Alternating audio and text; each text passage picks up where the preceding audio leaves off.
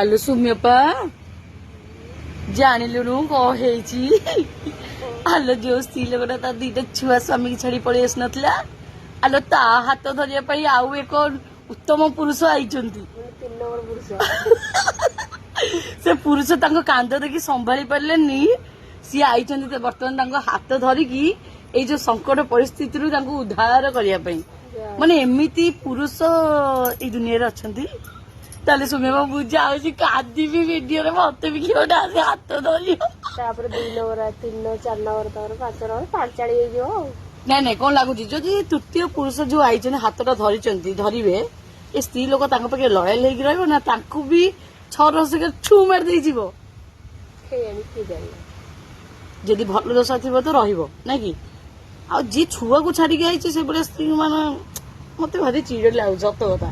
ଲୋକ ଯାହା କମେଣ୍ଟ ଦବା କଥା ଦିଅନ୍ତୁ, ସ୍ୱାମୀ କି ଛାଡିଦେଲେ ଠିକ ଅଛି ଚଳିବ, ଶାଶୁ ଠିକ ଅଛି ଚଳିବ, କିଛି ଯାଏ ଆସେ ନାହିଁ, କିନ୍ତୁ ଛୁଆକୁ ଗୋଟେ ମା କେବେ ଛାଡି ପାରିବନି ଯେ ସତରେ ସେ ମା ହେଇଥିବ। ଆପଣ ମାନଙ୍କୁ କଣ ଲାଗୁଛି ନିହାତି ଜଣେଇବେ କମେଣ୍ଟରେ।